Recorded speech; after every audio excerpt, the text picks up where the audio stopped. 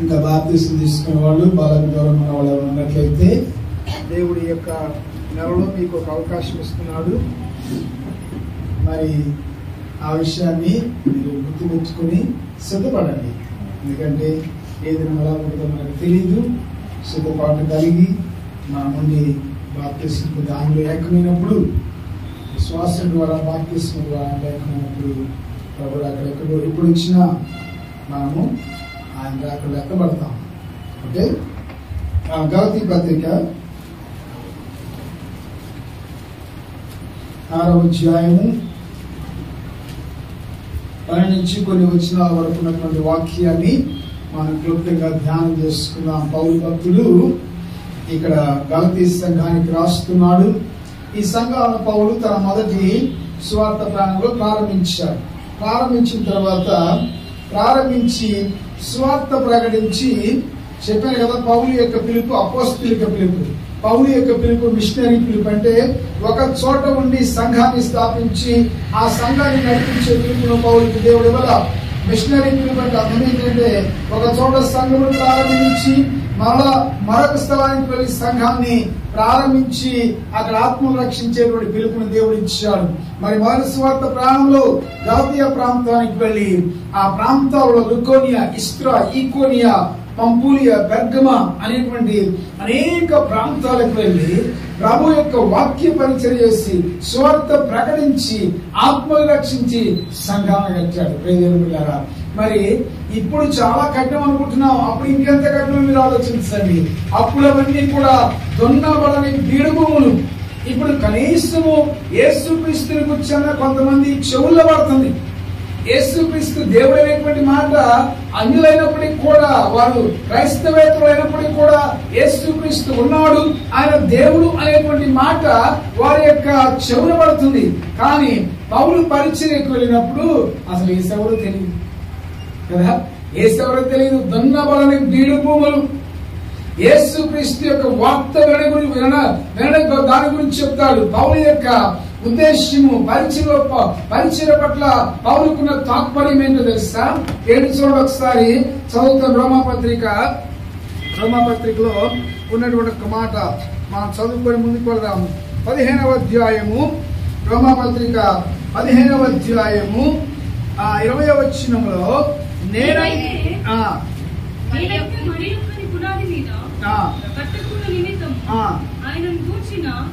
సమాచారం ఎవరికి చేయబడలేదో వారు చూతురనియు వినిన వారు గ్రహింతురనియు రాయబడిన ప్రకారం క్రీస్తు నామం మెరుగైన చోట్లను సువార్తను ప్రకటింపవలెనని మిక్కిలి ఆశ తెలవాడినై ఉండి అలాగున ప్రకటించు. చూడండి ఎంత చక్కటి ఆశ.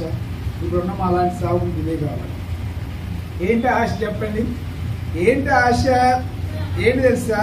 క్రీస్తు నామం మెరుగని చోట్ల స్వార్థను ప్రకటింపాలని మిక్కిలి ఆశ గలవాడనై ఉన్నాను, నాతో సహా. వాస్తవంగా నేను ఇక్కడికి వచ్చినప్పుడు ఎక్కువ మందిరాలు లేవు, సంఘాలు లేవు. దేవుని మహాత్మను బట్టి వేరే వాళ్ళు ఎవరైనా తీసుకోకుండా నేను మరి కొన్ని ఆత్మలు స్వార్థ ప్రకటించి రక్షించాను. కానీ ఇప్పుడు ఎట్లా ఉంది తెలుసా? ఇప్పుడు పోకడ ఎలా ఉందంటే ఎక్కడ సంఘం దగ్గర ఉంటుంది అక్కడ సంఘం పెట్టి సంఘంలో ఉన్నామని అనుకుంటున్నాను. పౌలు పద్ధతి అది కాదు. పౌలు ఏమంటున్నాడు? క్రీస్తు నామం వెలుగని చోట్ల నేను స్వార్థ ప్రకటింపాలని మిక్కిలి ఆశ గలవాడని ఇంటిని. ఇంకొక మాట కూడా అంటే ఏమంటాడు? నేను ఒకనైతే మరి ఒకరి పునాది మీద కట్టకుండా నిమిత్తము. రైట్? కనుక ఇదిగో పౌలు ఎక్కడికి వెళ్ళా కానీ ఆయన దున్నబడని బీడు భూములను దున్ని వారికి స్వార్థ ప్రకటించి ఏం చేశాడు? వారిని ప్రభు యొద్దకు నడిపించాడు. నడిపించడమే కాకుండా వారి ఒక సంఘముగా ఏర్పాటు చేస్తాడు. ఆయన ఏదో స్వార్థ ప్రకటించి రక్షించబడిన తర్వాత వారిని వదిలిపెట్టి వెళ్లేవాడు కాదు, కానీ ఒకళ్ళ వాళ్ళ క్రమంలో తీసుకొచ్చేవాడు. జాతి ప్రాంతానికి వెళ్ళాడు.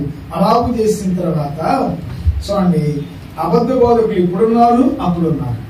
అబద్ధ బోధకులు అంటే అర్థం ఏంటి? వాక్య విరుద్ధమైన బోధన చేసేవారు. వారి యొక్క సొంత ఏంటంటే వారి యొక్క అనుకూల బోధ చేసేటువంటి వారు, వారికి అనుకూలంగా బోధించేవారు.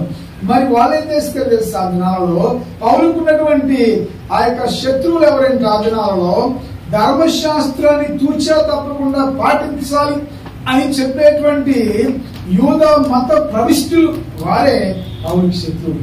పౌలుకి సువార్త ప్రకటించిన తర్వాత ఏమన్నా తెలుసా, వాళ్ళు ఏమంటున్నారంటే, అయ్యా పౌలు చెప్పింది కరెక్టే కానీ మీరు రక్షించబడటానికి ఇంకో పని ఏం చేయాలి చెప్పండి, మీరు ధర్మశాస్త్రాన్ని కూడా పాటించాలి, ధర్మశాస్త్రంలో కొన్ని ఉన్నాయి, సున్నతి సబ్బాతుని పాటించాలి అని పౌలు చెప్తున్నప్పుడు వీరు చెప్తున్నప్పుడు ఏమైందంటే గబానే పౌలు సువార్త విన్న వాళ్ళందరి మనసు ఏమైంది తెలుసా, ఎడిపోయింది. ఇది దీని మీద పౌలు వాస్తవాన్ని బోధించారు, పౌలు చెప్పిన సువార్త కరెక్ట్. అందుకని అంటే తెలుసా, రెండవసారి నేను వచ్చి మీకు చెప్పిన మార్పు చెప్పినా కానీ మీరు నా మాట కాదు. నేను మొట్టమొదటి వచ్చి ఏమైతే సువార్త ప్రకటించానో అదే సరైన సువార్త. నేనే కాదు, చివరికి పరలోకం నుంచి దేవదూతలు దిగి వచ్చి నేను దాకా వేరే బోధ బోధించినా ఆ బోధ వినవద్దంట. కనుక అసలు బోధ ఏంటంటే అపోస్తుల బోధ. అపోస్తులు అంటే ఎవరు? 12 మంది శిష్యులు. ఆ తర్వాత పౌలు వచ్చాడు, పౌలుకి దేవుడు బయటపరుచుకున్నాడు. ఆ 12 మంది శిష్యులు నేరుగా యేసయ్య దగ్గర నుంచి వారి యొక్క స్వార్థను లేక వారి వాక్యాన్ని పొందుకొని దాన్ని ఎలాంటి కల్తీ చేయకుండా ఉన్నదన్నట్టుగా బోధించారు. ఇక ఎప్పుడైతే అపోస్తుల చేతి నుంచి బయటకు వెళ్ళిందో కల్తీ అయిపోయింది. రైట్, ఒరిజినల్ గా ఉన్నప్పుడు బాగానే ఉంటది, తర్వాత నల్లగా పలసన అయిపోయింది. మరి ఇప్పుడు వాళ్ళకి ఈ మాటలు రాస్తూ ఇక్కడ వాస్తవంగా మనందరికీ ఆశీర్వాదానికి కారణమైనటువంటి విషయాలు కొన్ని చెప్తాడు. 4 పదాలు నేను త్వరగా చెప్తాను. వాడు ఏమని చెప్తున్నారంటే, ఏమన్నాడు చూడండి, సున్నతి పొందవాలని శరీర విషయం చక్కగా అగపడుకోరు వారు ఎవరు, వారు తాము క్రీస్తు యొక్క శిలువ విషయమై హింస పొందకుండా మాత్రమే సున్నతి పొందవాలని మిమ్మల్ని బలవంతం చేస్తున్నారు. ఎవరు చెప్పండి? ఇక్కడ గలతీ పట్టణంలో ఉన్న వాళ్ళు ఎవరు చెప్పండి? గలతీ ప్రాంతంలో ఉన్న ఎవరు చెప్పండి? అన్యులా యూదులా? వీరు అన్యులు, వీళ్ళకి సున్నతితో పనే లేదు. సున్నతి ఎవరికి? ఎవరు చెప్పండి? సున్నతి యూదులకి, అన్యులకు కాదు. సున్నతి అనేటువంటి ఆచారాన్ని దేవుడు పెట్టింది ఎవరికంటే యూదులుగా పెట్టాడు. ఇప్పుడు ఏం చేస్తున్నారు తెలిసి వీళ్ళు వచ్చి మరి అన్యులకి రక్షణ, సున్నతేమో యూదులకి, అందులోమైన మనకి రక్షణ తెలుసా? యేసుక్రీస్తునందరి విశ్వాసం. మరి యేసయ్య వచ్చిన తర్వాత అన్యుడు కావచ్చు, యూదుడు కావచ్చు, అందరికీ రక్షణ విశ్వాసం ద్వారానే కానీ ఇక సున్నతి ద్వారా లేదు. కానీ ఇప్పుడు అన్యులు విశ్వాసం ద్వారా యేసుక్రీస్తునందు విశ్వాసం ఉంచి వారు రక్షింపబడ్డారు. రక్షింపబడ్డ వారిని ఏం చేస్తున్నారు తెలుసా? ఈ యొక్క యూదులు చదివారు, నీకు విశ్వాసం కాలేదు కానీ అలా సన్నద్ధం ఉన్నామంటున్నారు. పౌలు కావాలని చెప్తారు. అవసరం యేసయ్య వచ్చిన తర్వాత నీవు యూదుడవు కావచ్చు, అన్యుడవు కావచ్చు, సున్నతితో పని లేదు. క్రీస్తునందు కొట్టివేయబడది, క్రీస్తునందు ధర్మశాస్త్రం సమాప్తి అయింది, క్రీస్తునందు ధర్మశాస్త్రం నెరవేర్చబడ్డది. మరలా వీళ్ళు ఏం చేస్తారంటే మరలా దాస్యం అనేటువంటి కాడి కిందకి సున్నతి లేకపోతే సబ్బాతు ధర్మశాస్త్రం అనేటువంటి కాడి కిందకి రక్షింపబడేటువంటి విశ్వాసాన్ని తీసుకెళ్ళడానికి ప్రయత్నం చేస్తుంటే పౌలు ఏమన్నాడు తెలుసా? అయ్యా మనకి సున్నతితో పని లేదు, మనకు కావాల్సింది ఎలా చెప్పండి? విశ్వాసం. విశ్వాసం అంటే అప్పుడేది హృదయ సున్నతి. రైట్, సున్నతి అనేది ఆచారం ఏంటి తెలుసా? శరీర సంబంధమైన సున్నతి. అది కేవలం యూదుడు అని అంటానికి గుర్తు. ఇప్పుడు మనకు అది అవసరం లేదు. యేసయ్య వచ్చాడు. యేసయ్య వచ్చిన తర్వాత ఏ వ్యక్తి కూడా యూదుడు కానివ్వండి, అన్యుడు కానివ్వండి, ఎవరికి సున్నతితో పని లేదు. కేవలం రక్షణకు అవసరమైంది తెలుసా? యేసుక్రీస్తునందరి విశ్వాసమే కదా. పౌలు ఏమంటాడు అపోస్తల కార్యక్రమంలో? ఆ జైలు అధికారి దగ్గరికి వచ్చినప్పుడు ఏమంటారు తెలుసా? అయ్యలారా రక్షణ పొందుటకు నేనేం చేయాలన్నప్పుడు పౌలు ఏమన్నాడు? సమర్పణ అన్నాడా? చెప్పండి, అన్నాడా? చూస్తారా? చదువుతారా ఒకసారి? అపోస్తల కార్యక్రమం 16వ అధ్యాయము చూడండి. 16వ అధ్యాయము. వీళ్ళెవరు? అన్యులు, యూదులు కాదు వీళ్ళు. వాటిని వెలుపలకు తీసుకుని వచ్చి అయ్యలారా రక్షణ పొందుటకు నేనేం చేయవలనను. అయ్యలారా 20-30 వచ్చిన రక్షణ పొందుటకు నేనేమి చేయవలను అన్నప్పుడు ఏమన్నాడు? 31 వచ్చిందో అందుకు పౌలు అయ్యలారా మీరు సున్నతి పొందండి అన్నాడా? విశ్వాసం. అప్పుడు మీరు ఇది వాక్యానుసారంగా పౌలుకి దేవుడు బయలుపరిచినటువంటి సువార్త ఇది. కానీ అందుకని ఇక్కడ ఏమన్నా తెలుసా, వారు శరీర విషయంలో చక్కగా అగపడుకోరు. వారు ఏం చేస్తున్నారు తెలుసా, తాము క్రీస్తు యొక్క శిలువ విషయమై హింస పొందకుండా మాత్రమే సున్నతి పొందవాలని శిలువ గురించి చెప్తే విశ్వాసంలోకి మీకు శ్రమ వస్తాయి. ఆ శ్రమ నుంచి మిమ్మల్ని తప్పించడానికి ఆ శ్రమలు వాక్యానుసారమైన శ్రమలు. రైట్, యేసుని అంగీకరించిన వారికి శ్రమలు ఖచ్చితంగా వస్తాయి, నిశ్చయముగా వస్తాయి. వాటి నుంచి తప్పించడానికి ఉన్నారు, మీరు సున్నతి పొందమంటున్నాడు. అవసరం లేదు. ఇక్కడ పౌలు సున్నతి అనే దాని గురించి మాట్లాడుతున్నాడు. మా అందరికీ సున్నతి పని లేదు. అది పాత నిబంధనలు దేవుని యొక్క బిడ్డలకు, వారు దేవుని బిడ్డలు అంటానికి దేవుడు మోషే ద్వారా ఏర్పాటు చేసిన ఆచారం, మోషే ద్వారా ఏర్పాటు చేసిన సంస్కారం. మరి ధర్మశాస్త్రం గతించిపోయింది, మోషే గతించిపోయాడు.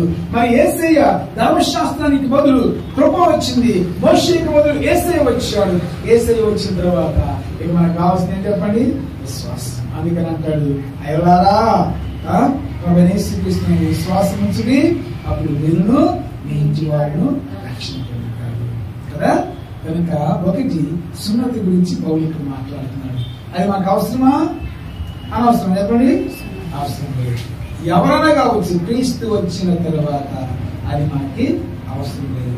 కానీ తర్వాత ఏమన్నాడు ఇక్కడ చూడండి, కింద మనం గమనించినట్లయితే ఇంకా 14వ వచనంలో, అయితే మన ప్రభువైన యేసుక్రీస్తు శిలువ యందు తప్ప మరి దేని యందును అతిశయించుట నాకు దూరమౌనుగాక. ఇంకొక మాట మాట్లాడుతున్నాడు, సున్నతి గురించి మాట్లాడుతున్నాడు. తర్వాత దేని గురించి మాట్లాడాడు, శిలువ. హల్లెలూయా. ఇది మన జీవితాలకు విలువ తీసుకొచ్చింది, సున్నతి కాదు విలువ తీసుకొచ్చింది కదా. సున్నతి కాదు, శిలువ మనిషి జీవితానికి విలువ తీసుకొచ్చింది. యేసయ్య వచ్చాడు. యేసయ్య ఎందుకు వచ్చాడు? ఆయన వచ్చిన ఉద్దేశం ఏంటి? ఆయన శిలువలో మరణించడానికి వచ్చాడు, ఆయన చనిపోవడానికి వచ్చాడు. ఇదేమన్నా యేసయ్య వచ్చిన తర్వాత ప్లాన్ చేసుకున్నారు? చెప్పండి, లేండి జాగ్రత్తగా. వాక్యం అంత సత్యమే చెప్తున్నాను. యేసయ్య వైపు మనం కొన్నిసార్లు ఏం చేస్తాం, అప్పుడప్పుడు ప్లాన్ చేసుకుంటాం కదా. ఏ పాట పాడాలి, అప్పుడప్పుడు తీస్తూ ఉంటారు. ఇక్కడికి వచ్చి పాటలు పాడండి అంటే అప్పుడు సెల్ ఫోన్ తిరిగేస్తూ ఉంటారు. మరి అలాగే జరగలా. It's pre plan. Even before the foundations of the earth was laid, God has already plan. ఏంటంటే తెలుసా, దేవుడు ముందుగానే నిర్ణయించాడు. ఏంటది? ఏంటి ఆ యొక్క నిర్ణయం ఏంటంటే, శిలువ ద్వారా, శిలువ మరణము ద్వారా ఇదిగో ప్రజలందరినీ దేవుని యొద్దకు తీసుకురావడం అనేది దేవుని యొక్క ఉద్దేశము. అందుకని యోహాను అంటాడు, ఇదిగో ఆయన పైకెత్తబడినప్పుడు ఆయన తన ఎదుగు వారిని ఆకర్షిస్తాడు. పైకెత్తడం అంటే అర్థం ఏంటి? శిలువ కదా. చెప్పడం దీనికి చాలా ఉంది, కానీ శిలువ చూడండి. నేను చెప్పాను కదాక, పాత నిబంధనలు ఏమంటాడు, రాను మీద వేలాడిన వాడు ఎవరంటే శాపగ్రస్తుడు కదా. మరి వేసే శాపగ్రస్తులే కదా. చెప్పండి, శాపగ్రస్తులే, మనకొక శాపగ్రస్తులే. ఎలాగూ ఇంకొక విషయం కూడా మీరు గమనించండి, ఇది చారిత్రకమైంది, ప్రవచనాత్మకమైంది. వాస్తవంగా ఒకవేళ యేసయ్య ఇప్పుడు పాత నిబంధనలో మనకి దానియేలుకు వచ్చినటువంటి దర్శనంలో, దానియేలుకు వచ్చిన దర్శనం ఏం చెప్పండి, ఒక పెద్ద ప్రతిమ చూశాడు. కానీ పెద్ద ప్రతిమను చూశాడు కదా. ఏంటా పెద్ద ప్రతిమ? చెప్పండి, ఏంటా పెద్ద ప్రతిమ? సరే మైక్ లేకపోయినా పర్లేదు. ఏంటా పెద్ద ప్రతిమ అని చెప్పండి. ఆ ప్రతిమ పైనేమో శిరస్సు, మేలిమి బంగారు శిరస్సు, తర్వాత భుజములు, తర్వాత ఉదరము, తర్వాత కాళ్ళు. ఈ 4 ఉన్నాయి కదా. ఒక్కొక్కటి ఒక్కొక్క దానికి గుర్తు. ఈ యొక్క శిరస్సు దేనికి గుర్తు? బబులోను సామ్రాజ్యానికి గుర్తు. నెబుకద్నెజర్ ఆధ్వర్యంలో వచ్చిన బబులోను సామ్రాజ్యానికి గుర్తు. తర్వాత మరి ఇదేంటంటే మాది పారసీక సామ్రాజ్యానికి గుర్తు. పారసీక రాజు కోరేషు, బబులోను రాజు ఎవరంటే ఆయన నెబుకద్నెజరు. ఆ తర్వాత ఏమొచ్చింది? ఉదరము. దేనికి? గ్రీకు సామ్రాజ్యం అంటే ఎవరు గుర్తు రావాలి మీకు? అలెగ్జాండర్ గుర్తు రావాలి. తర్వాత రోమా సామ్రాజ్యం. భావన మొత్తం మర్చిపోయింది, రైట్? తర్వాత ఏంటి? రోమా సామ్రాజ్యం. మరి ఒకవేళ యేసయ్య అప్పుడే రావచ్చుగా, ఎందుకు రావాలి చెప్పండి? బబులోను వారు వచ్చినప్పుడు రావచ్చుగా. బబులోను వారు వచ్చినప్పుడు వస్తే ఏమైంది? లేఖనాలు నెరవేరాయి కదా.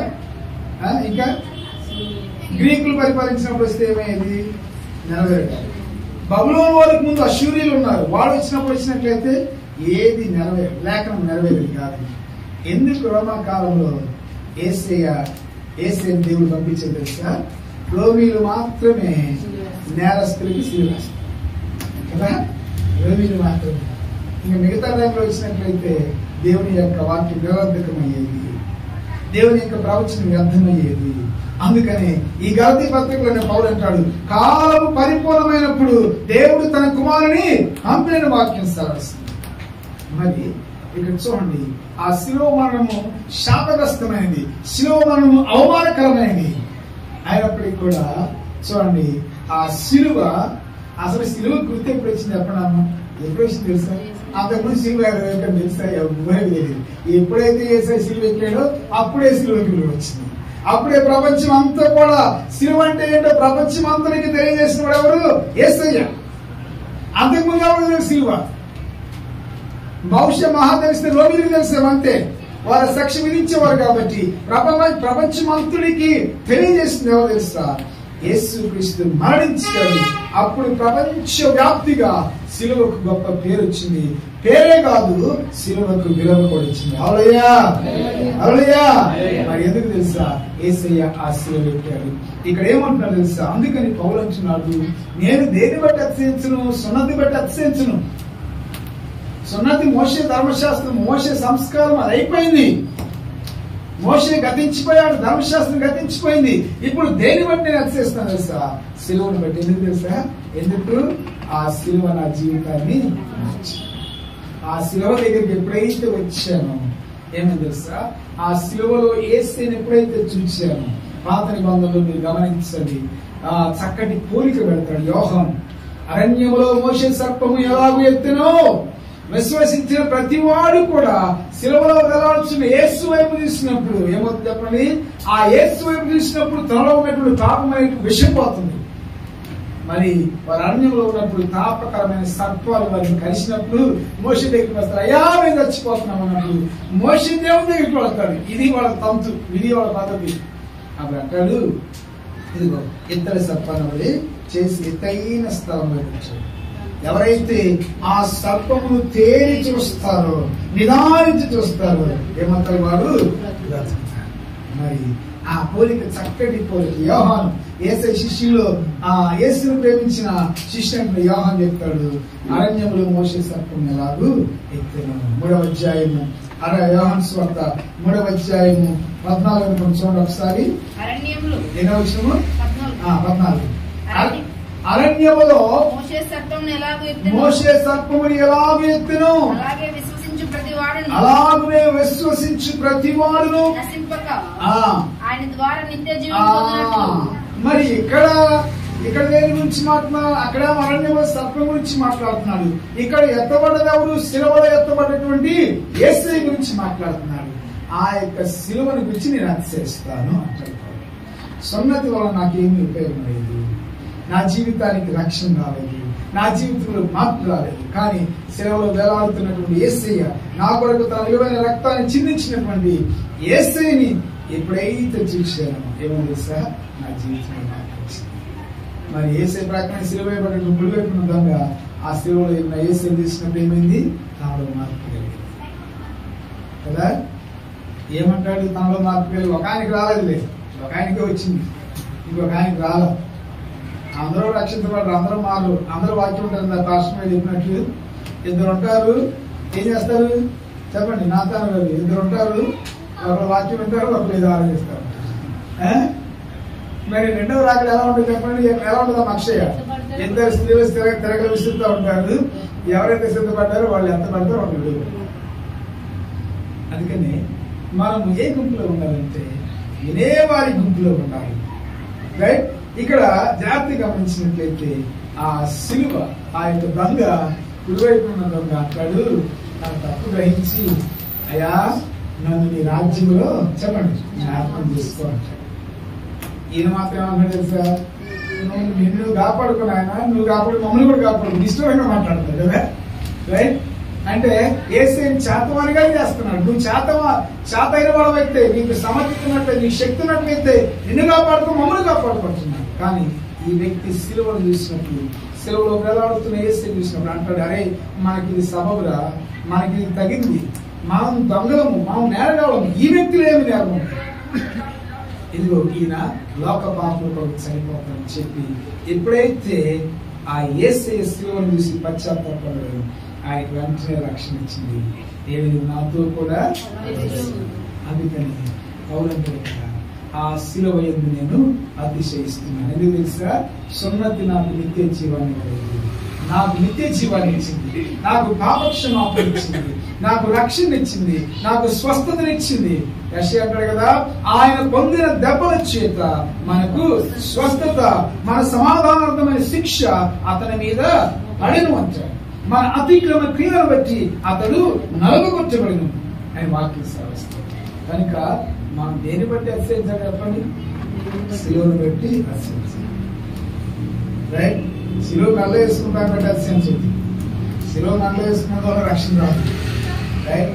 సిలువ వైపు చూసి సిలువలో వెళ్ళాల్సిన వేసి రెండవది సిలువ. ఇక మూడవదిగా ఒక మాట అంటాడు, నూతన సృష్టి. 15వ వచనం అంటాడు, కొత్త సృష్టి పొందుటే గాని సున్నతి పొందుటే ఏమీ లేదు, పొందకపోవడం ఏమీ లేదు. మూడవదిగా చూడండి, చక్కటి క్రమం. ఒకటి సున్నతి పాత నిబంధనది, దాని వల్ల రక్షణ లేదు. పాత నిబంధనలో ఉన్న వాళ్ళకి సున్నతి అనేది ఆచారం అవసరం, వాళ్ళకి అది నీతి, మనకు అవసరం లేదు. మనకే కాదు, యేసయ్య వచ్చిన తర్వాత యూదులకు కూడా అవసరం లేదు. మరి రెండవది సిలువ. సిలువ తీసుకొచ్చింది మనకి రక్షణ తీసుకొచ్చింది, సిలువ తీసుకొచ్చిన మనకి విలువను తీసుకొచ్చింది. మరి సిలువ, ఆ సిలువ గురించి అతిశయిస్తూ మరి ఎవరైతే సిలువ వైపు చూసి యేసుక్రీస్తు విశ్వాసం ఇస్తారు వారు ఏమంటారు చెప్పండి, వారేంటంట నూతన సృష్టి. పౌలు మరి 2 కొరింథీ 5:17 అంటాడు, కాగా ఎవడైనను క్రీస్తునందున వాడి నూతన సృష్టి, ఆతవి గతించును సమస్తము.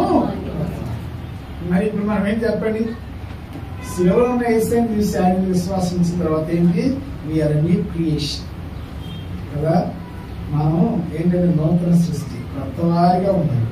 మనకు అన్ని కొత్తవి కావాలి, మనం మాత్రం కొత్తగా మారాలి. అది వచ్చింది కదా. మనకు కొత్త బట్టలు కావాలి, కొత్త సెల్ ఫోన్లు కావాలి, కొత్త ల్యాప్టాప్లు కావాలి,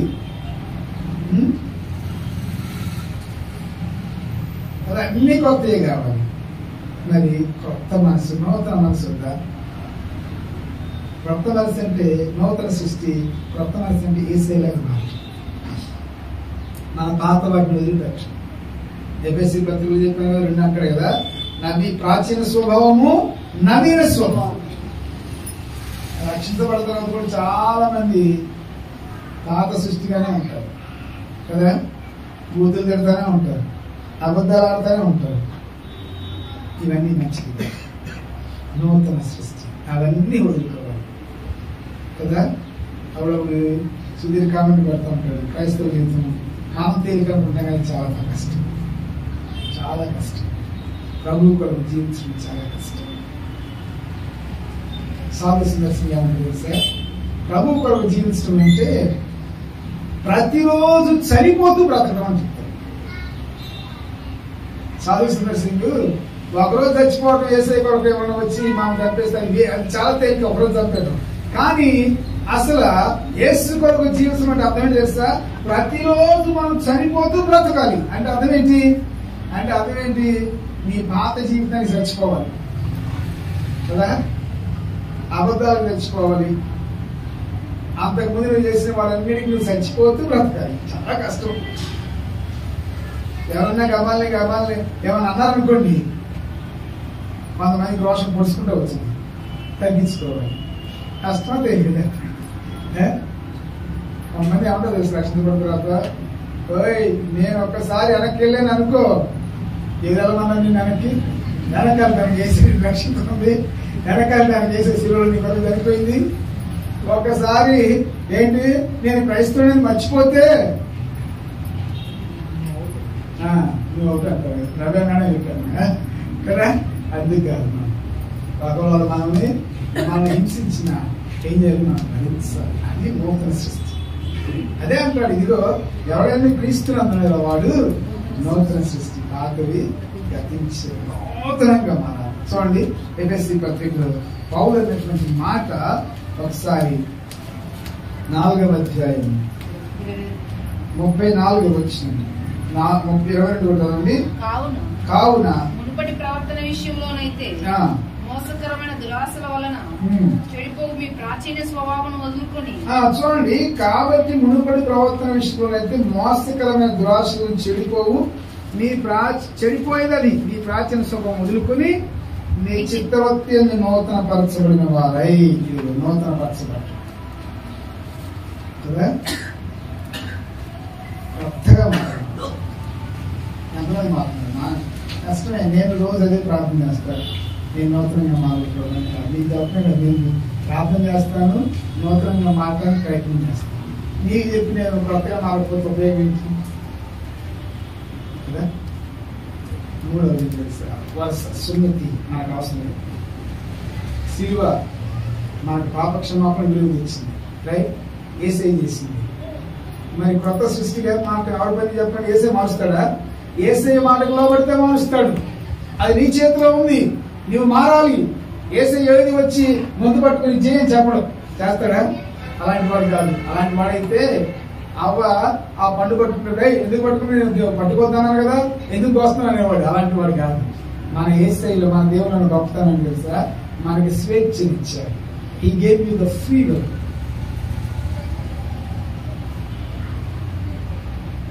He does not force anything on you. ఏది కూడా బలవంతంగా చేయమని స్వేచ్ఛనిచ్చాడు. అట్లాంటి స్వేచ్ఛని దుర్వినియోగం లేదు. స్వేచ్ఛని నువ్వు దుర్వ్యాపారం చేయొద్దు. అందుకని ఇదే పౌలు ఒక మాట అంటారు చూడండి, వాళ్ళకి దేవుడు విశ్వాసం ద్వారా ఇచ్చినటువంటి స్వేచ్ఛను వారు దుర్వ్యాపారం చేస్తున్నప్పుడు ఏమంటాడు చూడండి. 5వ అధ్యాయం గలతీ పత్రిక 1వ వచనం, ఈ స్వాతంత్రం అనుగ్రహించి క్రీస్తు మనలను స్వతంత్రులుగా చేసి ఉన్నాడు. ఏ స్వాతంత్రము? రక్షణ స్వాతంత్రం ఇచ్చాడు.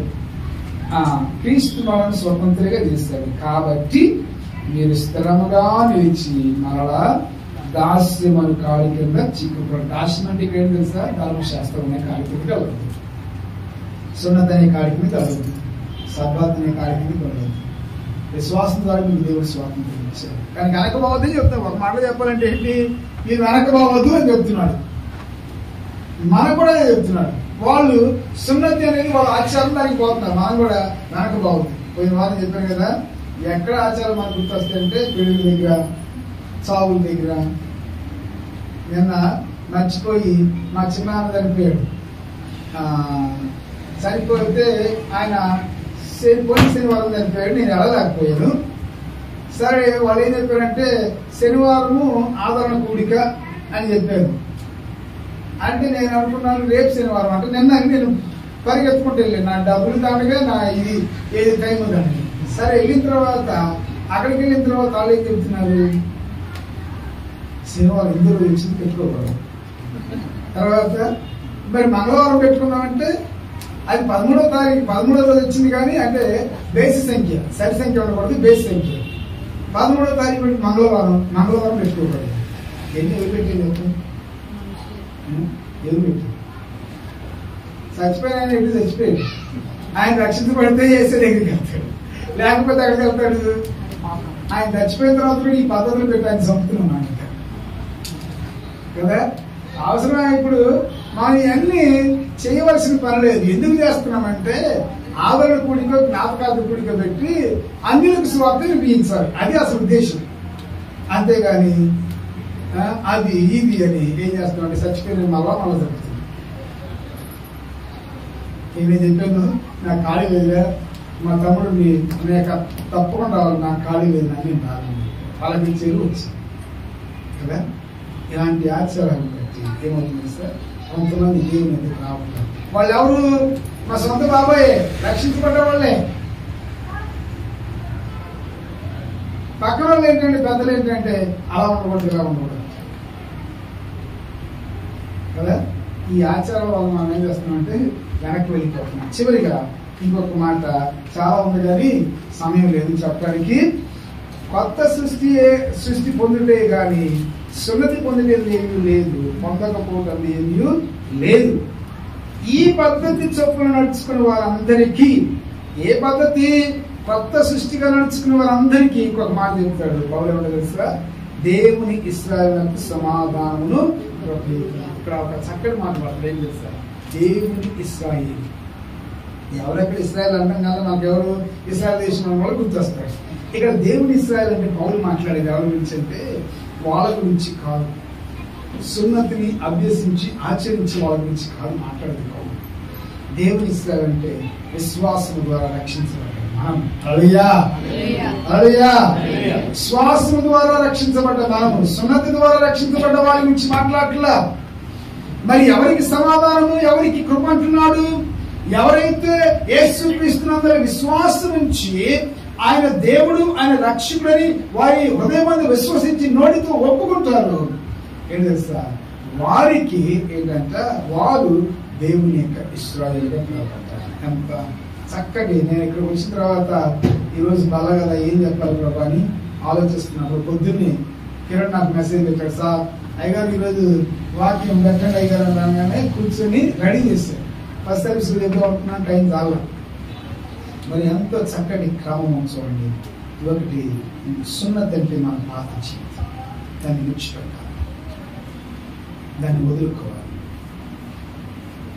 మరి సిలువ మనకు రక్షణ ఇచ్చింది, మనకు విలువ ఇచ్చింది.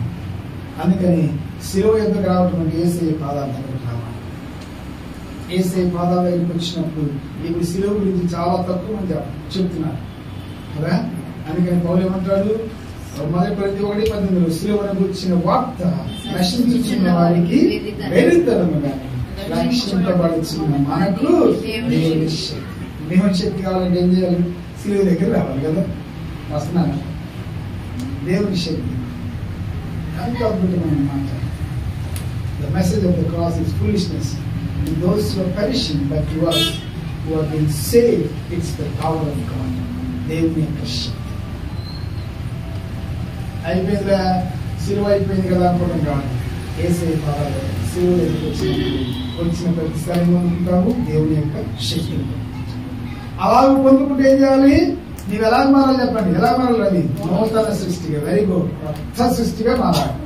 పాతవాడిగా ఉండొద్దు, పాత ఆమెగా ఉండొద్దు. మీ స్నేహితులు కానీ మీ బంధువులు ఏం చూసినప్పుడు ఇంట్లో ఎంత మార్పు వచ్చింది అనుకోవాలి.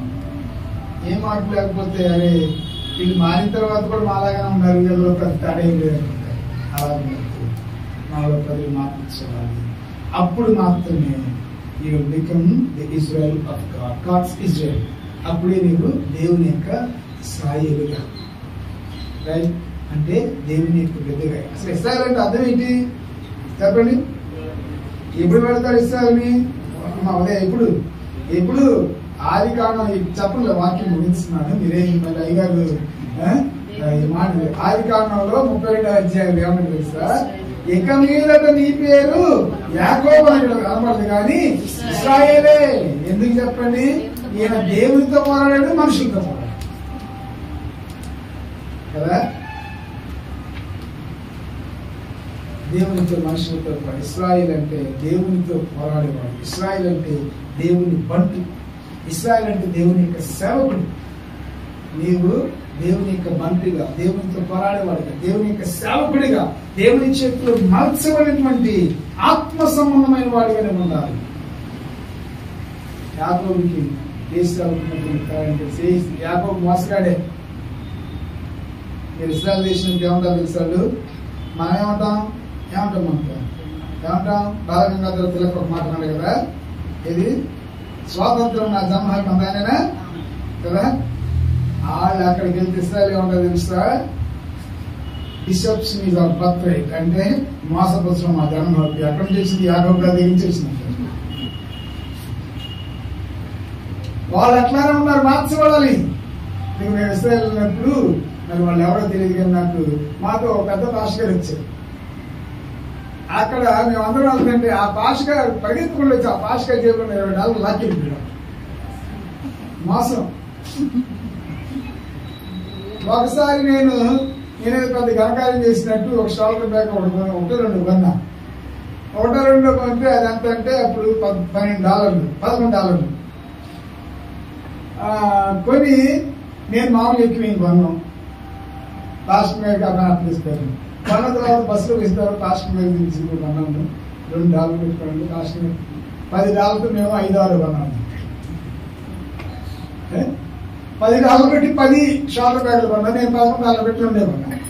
అంటే నేను మోసం చేసి ఇక వాళ్ళకి ఏంటంటే వాళ్ళ ధర్మానికి ఏంటంటే మోసం చేయడానికి నా పాటు ఈజీగా మోసపోతారు. ఎందుకంటే నాకు అది ఏది షాపింగ్ అంటే పెద్దగా తెలియదు. నా పాటు అక్కడికి వెళ్తే ఈజీగా మోసపోతారు. వాళ్ళు ఏమంటారు తెలుసా, మోసము మా జన్మ హక్కు. మరి అలాంటి యాకోబు దేవుడు ఎలా మార్చాడు? ఇశ్రాయేలు మోసం చేసేవాడిని దేవుడితో పోరాడగలిగాడు. మీరు ఎలాగున్నా నాకే తెలియదు. దేవుని యొక్క ఇశ్రాయేలు అంటే అర్థం తెలుసా, మార్చబడిన వాడు దేవునితో పోరాడగలడు. అలా ఉండాలి. అట్టి కృప పరిశుద్ధాత్మ దేవుడు మనకి దయచేయను.